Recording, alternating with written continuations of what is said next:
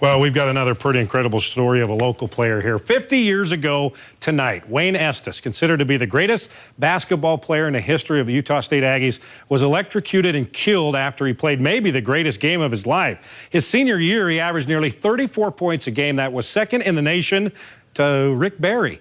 Now, 50 years later, the memory of Wayne Estes is strong as ever with Aggie Nation, especially to the man that was with him that night.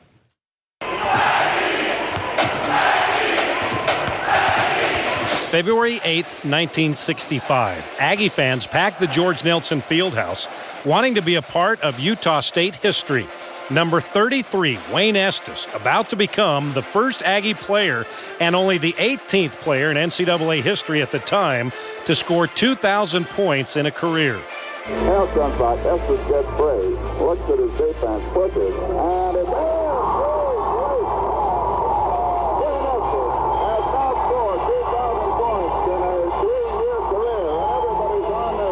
Estes would go on to score a Fieldhouse record 48 for career point total of 2,001 in the win over Denver. A great effort, and I know this makes you feel wonderful to know that you've not only broken a Fieldhouse record, but reached that 2,000 mark.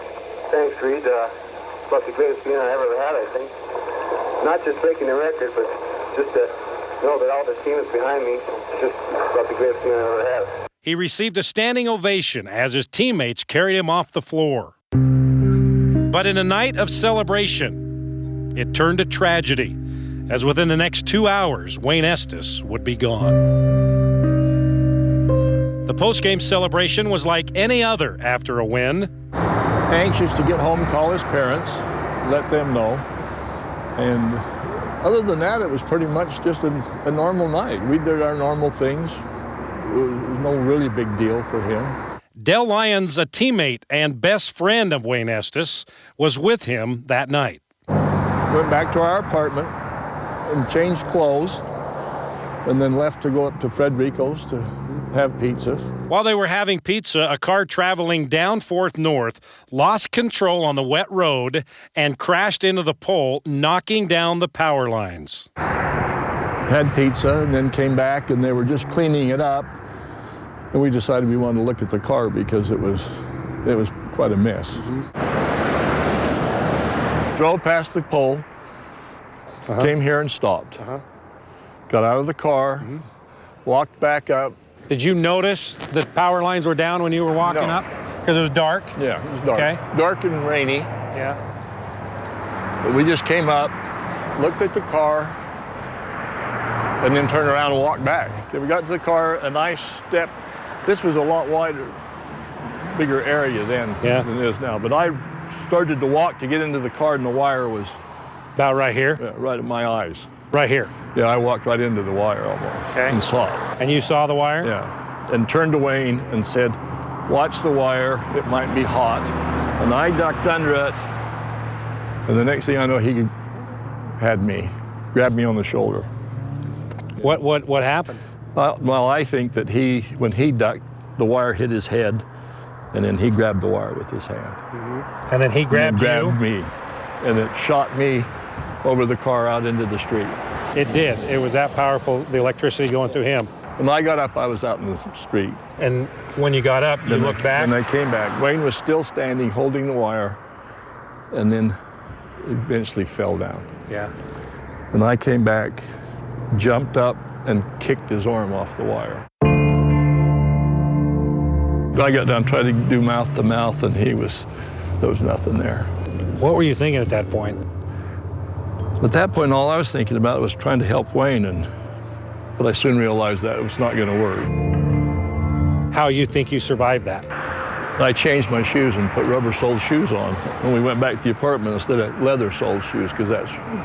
Back then, we all wore those floor shines with thick soles, leather soles, and that's probably what. And you changed into your Converse, and he still had his leather shoes on. Right. And that's what saved you. The only thing.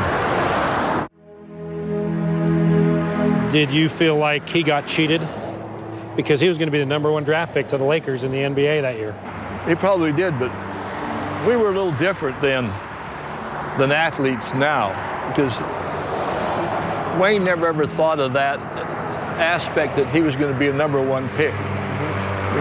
We were in college. We were just happy to have a scholarship and play basketball. And he used to joke all the time about the Lakers telling him that they're going to draft him and do all this and they're going to do all that. And it didn't really, because we talked mostly about what we were going to be as coaches when we got out of college. Yeah. If you had to describe Wayne Estes as a person, how would you do that? If you want to know what kind of person Wayne Estes was, why are we doing this now?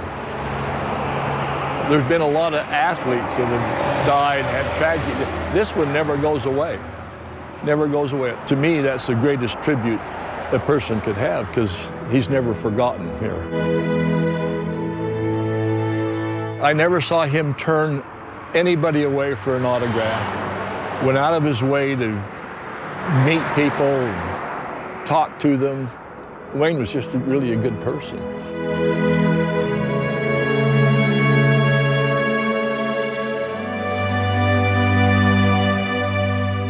Now, Estes still holds the record for most points scored in a game for the Aggies, 52. He's so revered at Utah State that they named the new basketball practice facility and volleyball center after him. So the Wayne Estes Center was built last year, so just an incredible tribute to a guy that they think a lot of. Amazing legacy. Imagine him with Jerry West and Wilt Chamberlain on those Lakers teams. And I think Dell Lyons and Wayne Estes, their birthdays, same day, same year. That's how tight they were. Great story. Yep.